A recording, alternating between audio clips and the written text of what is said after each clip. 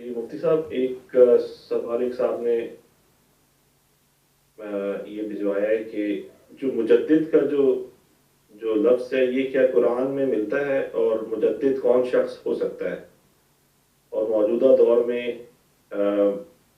جو مجدد ہے اس کی کیا ان کی شخصیت کیسی ہونی چاہیے کہ اس کو سارے مل کے مجدد مانیں؟ بہت تفصیل طلب ہے یہ موضوع، اور مجدد کا لفظ یہ حدیث میں آیا ہے، اور وہ جو حدیث ہے مجدد کے ہونے کی، وہ تواتر کی حد تک پہنچ گئی ہے۔ اتنی روایات ہیں حضرت رسالت پناہ صلی اللہ علیہ وسلم نے بار بار یہ کہا، ارشاد فرمایا ہے کہ ہر صدی میں مجدد ہوگا۔ اب مجدد رسول اللہ صلی اللہ علیہ وسلم نے شخص واحد کے لیے استعمال فرمایا ہے، یہ جنس کے طور پہ، اس میں جنس ہے، شخص واحد کے طور پر اس میں جنس میں انشاءاللہ جناب والا اس فرق کو سمجھتے ہوں گے۔ جیسے ایک آدمی کہتا ہے بہاری ہے کہ آج کل تو ایسا مرغ ملتا ہے کہ کھانے کو جی نہیں چاہتا، تو مرغ کہہ کے پوری نسل مراد لے رہے ہوتے ہیں نا، سینکڑوں اور ہزاروں، اور ایک کہتا ہے کہ مرغا پکا، مرغا کھایا، تو ایک چیز کے متعلق کہتا ہے۔ حضرت رسالت پناہ صلی اللہ علیہ وسلم اگر ایک شخص کے متعلق کہا ہے کہ مجدد ہوگا، تو پھر ایک ایک فرد تلاش کرنا پڑے گا کہ کون ہے، اور اگر ان کی مراد یہ تھی آقا نامدار علیہ الصلوۃ والتسلیم کی کہ ایک پوری جماعت ہوگی، اس سارے گروپ کا نام مجدد ہے، ان کا لقب یہ ہے، تو پھر ہر صدی میں، اور یہ آسان ہے، ہر صدی میں آپ کو دین کے مختلف شعبوں میں مختلف لوگ مل جائیں گے۔ کسی نے اپنی صدی میں تصوف میں جو بدعات داخل ہو گئی تھی دین میں، تصوف کی راہ سے ان کا رد کیا۔ اسی کے دور میں آپ ایک ایسے شخص کو بھی پائیں گے جس کی ساری کاوش اور کوشش تعلیم کے لیے تھی کہ مسلمانوں کو تعلیم صحیح ملنی چاہیے۔ پھر ایک ایسا شخص مل جائے گا جس نے معاشی نظام پہ زور دیا کہ حلال کا پیسہ کس طرح ہو سکتا ہے، سود کا حل کیا ہو سکتا ہے۔ پھر ایک ایسا شخص مل جائے گا کہ اس کے پائے کا محدث، حدیث پہ بحث کرنے والا، ان چیزوں کا کوئی نہیں ملے گا۔ پھر ایک ایسا شخص مل جائے گا جس کی زبان میں اللہ نے ایسی تاثیر رکھ دی کہ جو سنتا تھا وہ کایا پلٹ تھی، مسلسل کچھ عرصہ تک سننے کے بعد اپنی زندگی میں خود تبدیلی کو جی چاہتا تھا، تو یہ سارے لوگ مل کے دین کی تجدید کرتے ہیں۔ یہ ضروری نہیں ہے کہ شخص واحد ہو، اس لیے شخص واحد کا مجدد ہونا بہت مشکل ہو جاتا ہے۔ مثلا حضرت مجدد الفسانی سرہندی رحمۃ اللہ علیہ، حضرت رحمۃ اللہ علیہ خود بھی فرمایا ہے کہ وہ مجدد کوئی 100 سال کے نہیں ہیں، وہ ہزارے کے مجدد ہیں۔ 1000 سال کے بعد جو آیا ہے آدمی جس نے اب دین کی تجدید کرنی ہے، وہ اس کے متعلق حضور اقدس صلی اللہ علیہ وسلم نے فرمایا تھا وہ صلہ ہوگا، طبرانی کی روایت۔ حضرت مجدد رحمۃ اللہ علیہ نے ایک جگہ لکھا ہے ایک خط کے آغاز میں کہ الحمدللہ الذی جعلنی صلۃ، اللہ کا شکر ہے جس نے مجھے، تمام تعریفیں اس ذات پاک کے لیے جس نے مجھے صلہ کے مقام پر فائز فرمایا ہے۔ اب صلہ یہ جو لفظ ہے نا، یہ شاہ عبد الغنی صاحب مجددی رحمۃ اللہ علیہ نے بڑا کام کیا۔ انہوں نے حضرت مجدد رحمۃ اللہ علیہ کے مکتوبات شریف میں احادیث آئی ہیں، چیزیں آئی ہیں، اس کی تخریج کی، اور یہ ان کا بہت بڑا کام۔ یہ وہ شاہ عبد الغنی صاحب مجددی رحمۃ اللہ علیہ ہیں جن سے حدیث پڑھی تھی حضرت مولانا رشید احمد صاحب گنگوہی نے، حضرت مولانا قاسم نانوتوی نے، مفتی صدر الدین صاحب نے رحمہ اللہ۔ یہ اتنی بڑی ہستی ہے۔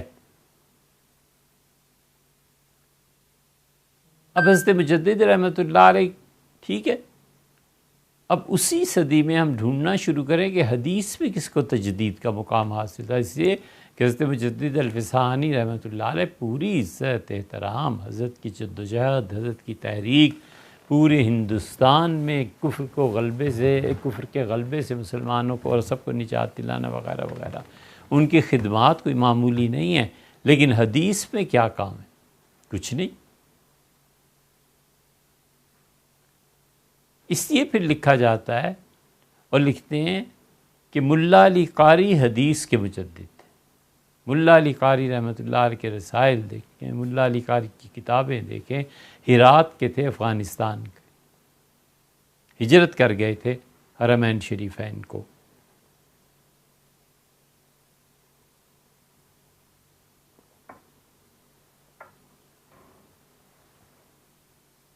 بس ایک بات عرض کرتے ہیں، اس بات تک ہی محدود رکھنا چاہیے۔ سلپ کیے ایک مرتبہ زمین پہ، ہوتا ہی ہے، ان کی ٹانگ ٹوٹ گئی تھی، بہت دشواری اٹھانی پڑی۔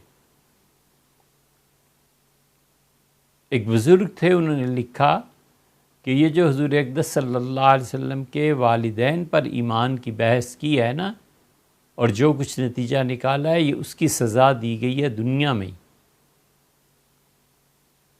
یہ اللہ کی طرف سے گرفت ہے، اس موضوع کو کیوں چھیڑتے ہو؟ یہ واقعہ اس لیے عرض کیا جاتا ہے کہ یہ ان کا وتیرہ یہی تھا، اللہ تعالیٰ ان کی حکومت کو برباد کرے اور ان سے نجات دلائے مسلمانوں کو۔ یہ جتنے شاہ فہد کا دور اور عبداللہ کا دور اور فلاں کا دور، اور جو ہی ایئرپورٹ پہ اترے ایک سلپ ہاتھ میں دے دی، عقیدہ کیا ہے؟ حضور اقدس صلی اللہ علیہ وسلم کے والدین ایسے اور ایسے، ولیعذ باللہ۔ اب تک بھی چلتا ہے یہی۔ بھئی ضرورت تمہیں کیا پیش آ گئی ہے؟ تمہارے عقیدے کا کون سا جز ایسا بن گیا ہے کہ اگر اس کے خلاف ہو جو تم بکتے ہو تو اہل سنہ میں سے نہیں رہے گا؟ بھلا کوئی تک ہے؟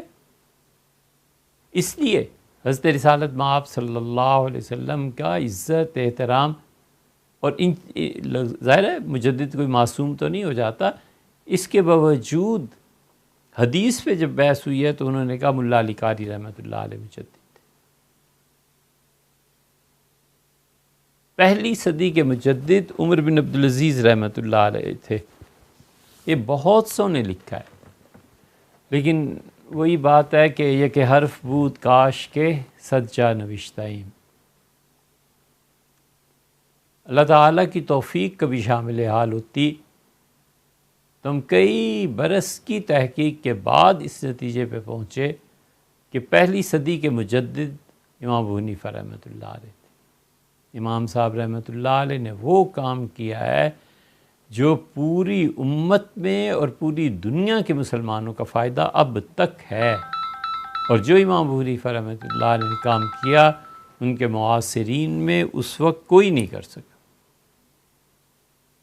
دوسری صدی کا مجدد لوگ مانتے ہیں، لکھتے ہیں امام شافعی رحمۃ اللہ علیہ کو۔ ہمارا خیال یہ ہے کہ دوسری صدی کے مجدد امام طحاوی رحمۃ اللہ علیہ۔ طحاوی کی عقیدے پہ رسالہ اب تک پڑھاتے ہیں، پڑھتے ہیں، مدینہ یونیورسٹی والے بھی پڑھتے ہیں، پڑھاتے ہیں۔ یہ الگ بات ہے کہ تقریریں الگ چیز ہوتی ہے۔ تو اس طرح مختلف حضرات کی تحقیق بھی ہے، مختلف ہے۔ اور پھر حضرت شاہ ولی اللہ رحمۃ اللہ علیہ تک تو تجدید ایسے ہی تھی کہ ہر کوئی کہتا تھا حضرت مجدد رحمۃ اللہ۔ تو مجددین کا ایک گروہ مان لیا جائے بہت آسانی ہے، فرد واحد کو مان لیا جائے تو حضرت شاہ ولی اللہ رحمۃ اللہ علیہ تک بھی امت متحد رہی ہے کہ مجدد وہ تھے۔ پھر ان کے زمانے جب سیاسی مباحث شروع ہوئی ہیں، خلافت آہستہ آہستہ ختم ہونا شروع ہوئی ہے اور نیا رنگ ڈھنگ آنا شروع ہے، تو اب مراکش، الجزائر، ان لوگوں نے لوگوں کے ان کے یہ اصل میں تو مجدد یہ تھے۔ محمد بن عبد الوہاب نجدی کو بھی مجدد مانا گیا کہ یہ تھے۔ پھر اہل تشیع نے اپنے ہاں تجدید کے لیے الگ لکھا ہے کہ یہ لوگ مجدد تھے۔ اور مجدد کا اصل راز کھلتا ہے اس کی وفات کے بھی بعد کہ اس کی تعلیمات نے تبدیلی بنیادی طور پر کیا پیدا کی۔ پھر تصوف کے مجدد، ہم سمجھتے ہیں کہ تصوف میں 7ویں صدی کے مجدد حضرت فرید الدین مسعود شکر گنج رحمۃ اللہ علیہ سلسلہ چشتیہ کے، اور سلسلہ چشتیہ کی 2 عظیم الشان شاخیں، ایک چشتی نظامی اور ایک چشتی صابری، یہ دونوں جا کے پاک پتن میں مل جاتے۔ وہ سلسلہ چشتیہ کے مجدد تھے، اور پھر جو ان کا دور چلا ہے، چشتی نظامی سلسلہ جو چلا ہے، صدیاں اس نے لپیٹ لیں، حتیٰ کہ 300-350 سال کے بعد نقشبندی آئے ہیں۔ حضرت مجدد الفسانی سرہندی رحمۃ اللہ نے خود لکھا ہے کہ یہ پاک پودا نقشبندیت کا ہم یہاں لائے، اور پھر اللہ نے اس میں برکت دی، اور وہ اتنی برکات ہوئیں اس کی، یہ مولانا غلام علی صاحب، حضرت مرزا مظہر جان جانا رحمۃ اللہ علیہ وغیرہ وغیرہ، دوست محمد قندھاری صاحب، موسیٰ شریف، گندیاں وغیرہ وغیرہ، یہ سارا پھیلاؤ نقشبندیوں کا ہوا ہے۔ پھر اس کے بعد چشتی صابری اٹھے، یہ جتنے حضرت حاجی امداد اللہ صاحب رحمۃ اللہ علیہ کے خلفائے دیوبند کے لوگ، یہ سب کے سب چشتی صابری تھے۔ حضرت قاسم نانوتوی تھے، حضرت گنگوئی تھے، حاجی عابد صاحب تھے، اور جن کا بھی، حضرت شیخ الہند تھے، حضرت خلیم صاحب سہارنپوری تھے، اور دیوبند کے معتمم رفیع الدین صاحب تھے رحمہم اللہ۔ یہ سب کے سب جنہوں نے بھی دین کی تجدید کا کام کیا تصوف کی راہ سے، یہ سب چشتی صابری۔ ان کے بعد کون مجدد آیا؟ اب مختلف شعبے آپ دیکھیں، قرآن کریم کے شعبے میں مجدد کون تھے؟ بہت سے لوگوں کا خیال ہے کہ حضرت حسین علی صاحب رحمۃ اللہ علیہ مجدد تھے، اور انہوں نے قرآن پاک کو جس رنگ ڈھنگ سے باندھا اور جس رنگ سے انہوں نے قرآن پاک کی تشریح کی، وہ مسئلہ توحید میں جو استغراق حضرت مجدد الفسانی سرہندی رحمۃ اللہ علیہ کو حاصل تھا، اس استغراق کی کیفیت کو وہ مولانا حسین علی صاحب رحمۃ اللہ علیہ اس میں ڈوب گئے تھے، اور یہ احساس سب سے پہلے سید سلیمان ندوی رحمۃ اللہ علیہ کو، سید سلیمان ندوی رحمۃ اللہ علیہ راول پنڈی راجہ بازار میں آئے تھے، اور انہوں نے جواہر القرآن کے کچھ صفحات کو پڑھا، اور کھانا ان کے سامنے رکھا گیا، دال ماش اور ایک سوکھی روٹی۔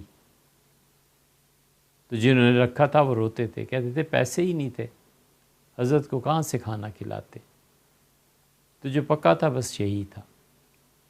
تو سید سلیمان ندوی رحمۃ اللہ علیہ نے حضرت کی تعریف کی کہ مولانا حسین علی صاحب رحمۃ اللہ علیہ نے قرآن کریم کو جس طرح سمجھا ہے، یہ ان کے استغراق کی کیفیت ہے، قرآن پاک وغیرہ وغیرہ جو لکھا ہوا چھپا ہوا ہے، دیکھی جا سکتی ہے کتابیں، جواہر القرآن کے آغاز میں لکھا ہے، اسے پڑھا جا سکتا ہے۔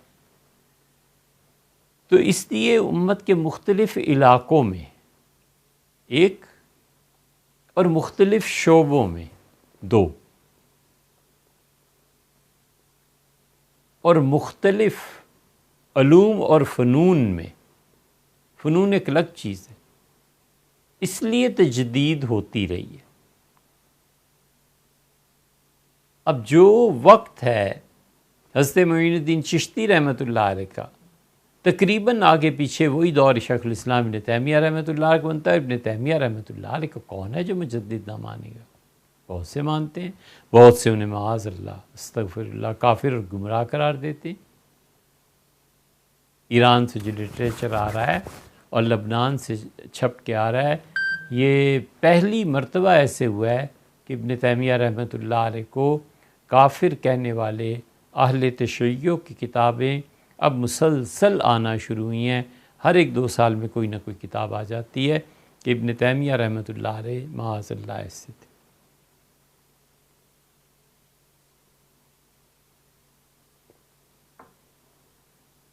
اسی طرح احمد رضا خان صاحب جو ان کے متبعین ہیں، پیروکار ہیں، انہیں مانتے ہیں مجدد۔ حضرت تھانوی رحمۃ اللہ علیہ کو مجدد گنا جاتا ہے. مولانا الیاس صاحب رحمۃ اللہ علیہ کو کہا جاتا ہے کہ وہ مجدد تھے. ذرا سا اور آگے بڑھ جائیں. اب یہ جو باتیں عرض کرتے ہیں نا، یہ اس لیے نہیں ہے کہ لوگ سنیں، وقت گزر گیا. اب یہ باتیں اس لیے کرتے ہیں کہ جو کچھ اللہ تعالیٰ کی توفیق سے اور اساتذہ کی دعاؤں سے کچھ لکھا پڑا ہے نا، اسے ریکارڈ کرا جائیں بس.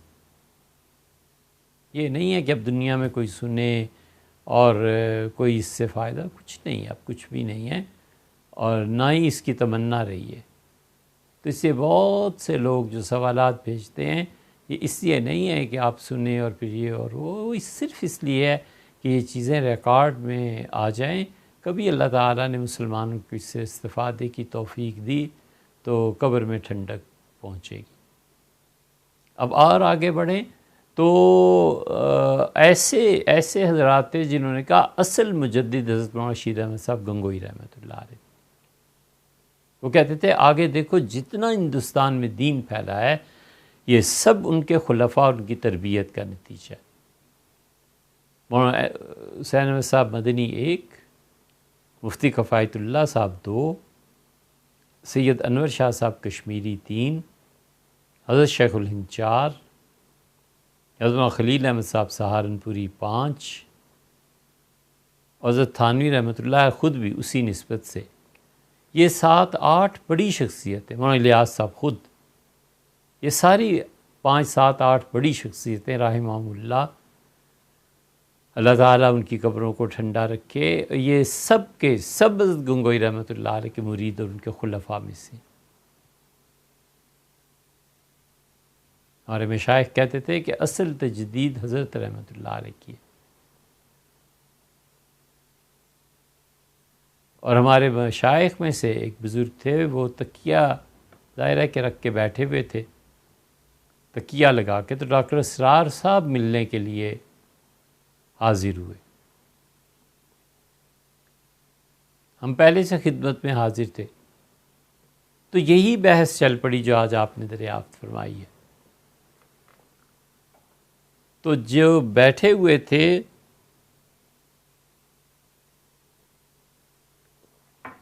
ان کی 4 نسبتیں دیوبندی تھیں، پیدائشی طور پر بھی دیوبندی تھے.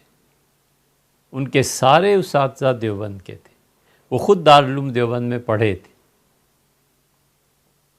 اور بھی اسی طرح یہ 4 نسبتیں ان کی حاضری ہوئی ہے حرمین شریفین کی. تو مفتی عاشق الہی صاحب نے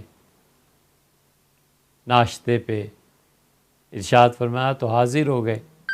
ناشتہ آنے میں کچھ دیر باقی تھی تو ایک کوئی چیز رکھی اور کہا یہ کھاؤ. تو ہم نے کہا حضرت ناشتہ بقدر بادام. تو فرمانے لگے پھر روک دوں جو اندر پک رہا ہے. تو بڑے آدمی تھے رحمہم اللہ. حضرت نے ان کی 4 نسبتیں گنی تھی، چوتھی بھی یاد آ جائے گی بہرحال. تو ڈاکٹر اسرار صاحب نے کہا یہی اسی سوال پہ بات تھی جو آج آپ نے ارشاد فرمایا، دریافت فرمایا. تو اب تک ایک ہی آدمی بس یہ سنا ہے. ڈاکٹر صاحب نے کہا حضرت میری ماں نے مجھ سے پوچھیں تو میں تو سمجھتا ہوں کہ اصل مجدد جو تھے وہ شیخ الہند رحمۃ اللہ علیہ تھے، جو انہوں نے تحریک اٹھائی اور جس طرح انہوں نے جد و جہد کی اور عالمی سطح پر لے جا کر ہندوستان کی آزادی کے مسئلے کو پیش کیا اور مسلمانوں کو کتاب اللہ کی دعوت دی، اور جس طرح انہوں نے اپنے شاگردوں کی تربیت کی، میری نظر میں تو ان جیسا کوئی نہیں. تو حقیقت یہ ہے کہ حضرت رحمۃ اللہ تکیہ چھوڑ کے بے اختیار اٹھ کے بیٹھ کے، یہ بھی اب ایک رائے ہے. یہ ایسے تو نہیں ہے نا کہ کسی کی رائے یا اس کی تحقیق کے بدلنے سے کوئی کفر اسلام حتیٰ کہ فسق و فجور کچھ بھی نہیں ہے. ایک آدمی کہتا ہے شیخ الہند رحمۃ اللہ مجدد تھے، ٹھیک ہے. ایک کہتا ہے نہیں حضرت گنگوئی رحمۃ اللہ مجدد تھے، وہ بھی ٹھیک کہتا ہے. ایک کہتا ہے ملا علی قاری اور ایک کہتا ہے حضرت مجدد وغیرہ وغیرہ رحمہم اللہ. اس لیے یہ کوئی اختلافی چیزیں نہیں ہیں. آپ اپنے اس سوال کو ایک مرتبہ خالد صاحب دہرائیے گا. مفتی صاحب ان کا جو سوال ہے کہ اس کا مجدد جو ہے، اس کا یہ جو لفظ ہے یہ قرآن سے ملتا ہے، اور مجدد کون شخص ہو سکتا ہے، اور کیا موجودہ دور میں کوئی ایسا شخص ہے جسے مجدد مانا جائے؟ قرآن کریم میں سورہ جمعہ کو دیکھیے آپ. سورہ جمعہ میں اللہ تعالیٰ نے فرمایا ہے کہ یہ جو علم ہے، یہ جو تزکیہ ہے، یہ جو کتاب و حکمت ہے، سنت ہے،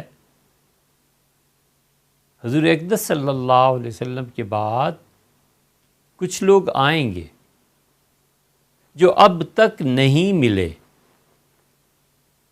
صحابہ کرام رضی اللہ عنہم آپ کے سامنے ہے، مفہوم اس کا یہ ہے. اور وہ نسل ہے جو اب تک آپ کی خدمت میں حاضر نہیں ہوئی. بعد زمانی ہے، ٹائم ڈیفرنس ہے. کچھ لوگ اس صحابہ کرام رضی اللہ عنہ کی جماعت کے بعد آئیں گے،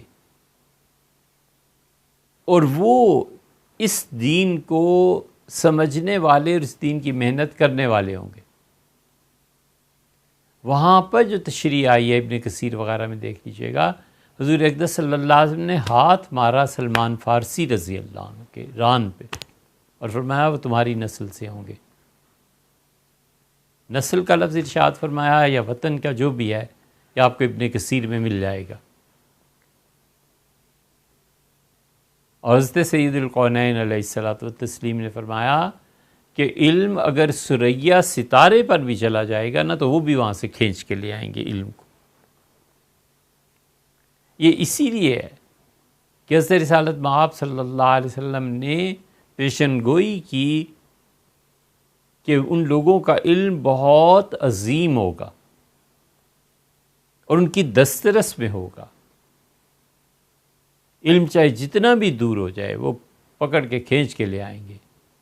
اس آیت کریمہ کے تحت دیکھیے گا کہ لکھنے والوں نے لکھا ہے کہ حضور اقدس صلی اللہ علیہ وسلم یہ جو فرمانا سلمان فارسی سے کہ یہ تمہاری نسل میں سے ہوگا، تو اس کا مطلب ہے وہ فارسی نسل ہوں گے. اب اس زمانے میں ایران کہاں کہاں تھا، فارسی کہاں کہاں بولی جاتی تھی؟ افغانستان پورا ایران تھا، کابل ایران تھا، ترکمانستان آذربائیجان تک کے علاقے ایران میں شامل تھے، بر صغیر کا کچھ حصہ ایران میں تھا. تو ایران بہت وسیع مملکت تھی. اسی لیے تو ایران کی اور جو دوسری طرف تھے عیسائی ہرقل، ان لوگوں کی آپس میں جنگیں ہوتی تھی. تاریخی جنگیں رہی ہیں، تاریخی جنگیں. بخاری شریف کے آغاز میں آتا ہے نا ہرقل کا ذکر، تو وہ اسی لیے. اور سورہ روم جو اللہ تعالیٰ نے نازل فرمائی ہے، اللہ نے اس میں یہی فرمایا ہے کہ لوگ غالب آ گئے ہیں، اور یہ جو ایرانی غالب آئے ہیں 10 سال 9 سال کے اندر اندر عیسائی ان پہ غالب آ جائیں گے. تو ایران کے متعلق فارسی النسل، فارسی کے متعلق بس یہ لفظ یاد رکھ کے، فارسی النسل حضور اقدس صلی اللہ علیہ وسلم، اس میں سلمان اور سلمان فارسی رضی اللہ عنہ خود فارسی النسل تھے. تو فرمایا علم ثریا ستارے تک پہنچ گیا، یہ لوگ لے آئیں گے علم کو وہاں سے. 2 4 نہیں، 10 20 نہیں، سینکڑوں لوگوں نے لکھا ہے کہ یہ جو قرآن نے کہا ہے کہ یہ لوگ ابھی آ کے ملے نہیں آپ سے، یہ نسل آئندہ جو آئے گی، اور حضور صلی اللہ علیہ وسلم فرمایا کہ وہ نسل ایسی ہوگی کہ علم اگر ثریا، ساری بات کئی ایک نے لکھا ان کا، یہ امام ابو حنیفہ رحمۃ اللہ علیہ، کیونکہ وہ بھی فارسی النسل تھے. امام صاحب رحمۃ اللہ علیہ کا اسی لیے مورخین کہتے ہیں کہ وہ کابل میں پیدا ہوئے تھے. امام ابو حنیفہ رحمۃ اللہ علیہ کی نسل اصل میں فارسی ہے، وہاں سے ملتے ہیں. تو جو تجدید کا آپ نے کہا ہے کہ قرآن کریم میں، وہ یہاں آپ دیکھیے کہ اللہ تعالیٰ نے جن لوگوں کے لیے کہا. امام ابو حنیفہ رحمۃ اللہ علیہ، یہ نہیں ہے کہ ہم حنفی ہیں اس لیے ہم قسم کھانے کو تیار ہیں. امام ابو حنیفہ رحمۃ اللہ علیہ کے زمانے میں صحابہ کرام رضی اللہ عنہم موجود تھے، اور وہ امام ابو حنیفہ رحمۃ اللہ تو کیا، وہ پوری دنیا سے افضل اور ممتاز ان کی آنکھوں نے حضرت رسالت مآب صلی اللہ علیہ وسلم کو دیکھا تھا، حضرت رسالت پناہ صلی اللہ علیہ وسلم کی نگاہ مبارک ان پہ پڑی تھی، ان کی عظمتیں اپنی جگہ پہ، لیکن دین کی جتنی گہری سمجھ امام ابو حنیفہ رحمۃ اللہ کو تھی، ان کے معاصرین میں کوئی ایک شخص پورے عالم اسلام میں ان کے پائے کا نہیں تھا، ایک آدمی ان کے پائے کا نہیں۔ یہ ایسے ہی تو نہیں، 1500 سال سے حنفی فقہ پورے عالم اسلام میں کم سے کم بھی 40% سے زیادہ پائی جاتی ہے۔ یہ ایسے ہی تو نہیں کہ امام شافعی رحمۃ اللہ فرمایا الناس عیال فی الفقہ لابی حنیفہ، پوری دنیا میں جتنے بھی فقہا ہیں نا امت مسلمہ میں، یہ سب کے سب ابو حنیفہ کے بچے ہیں رحمہ اللہ۔ تو اس لیے قرآن کریم میں اس آیت کریمہ سے پھر تجدید کی بحث شروع ہوتی ہے، اور حدیث شریف کا تو جناب والا کی خدمت میں عرض کیا ہی ہے کہ وہ احادیث آپ دیکھیں، ابو داؤد کی روایت ہے۔ اسی لیے جب حضور صلی اللہ علیہ وسلم بتا دیا کہ یہ لوگ دین کو ثریا ستارے سے بھی گیا تو لے آئیں گے، اسی کا ایک مفہوم تجدید کا بھی نکلتا ہے نا، ہدایت کے پھیلانے کا۔ اسی لیے مرزا غلام احمد قادیانی نے اپنے آپ کو یہ ثابت کرنے کی کوشش کی ہے کہ میں بھی فارسی النسل ہوں، اور کسی باپ کا ثبوت نہیں دیا، ماں کا اور کس کا کہ فلاں جگہ فلاں عورت تھی، ایسے تھا، رشتے ہوئے، مدت ہو گئی پڑے ہوئے، تو انہوں نے کہا میں فارسی النسل ہوں۔ حضور صلی اللہ علیہ وسلم جن لوگوں کے متعلق کہا تھا کہ ہدایت ثریا علم پہنچ جائے تو وہاں میں ہی تو ہوں، آخری زمانے کا مہدی میں ہی تو ہوں۔ یہ انہی الفاظ سے فائدہ اٹھا کر یہ کہ میں مجدد بھی ہوں، اور پھر وفات سے 8-10 دن پہلے انہوں نے لکھا کہ جو شخص مجھے نبی نہیں مانتا وہ غلط بات کرتا ہے، میں صرف مجدد اور یہی نہیں، میں باقاعدہ نبی ہوں اللہ کی جانب سے، ولیعص باللہ۔ اس پہ آپ اگر مزید دیکھنا چاہیں تو ہمارے پاس کچھ اوراق ہیں تجدید کی مباحث کے، اس کی فوٹو کاپی اگر آپ کو ضرورت پیش آئے تو آپ فرمائیے گا، ایک جگہ رکھے ہوئے ہیں، اس کی فوٹو کاپی آپ کو بھیج دیں گے کہ تجدید کا منصب، مقام، کون کون سے نام لیے گئے ہیں اس سلسلے میں، وہ فوٹو کاپی آپ دیکھ سکتے ہیں۔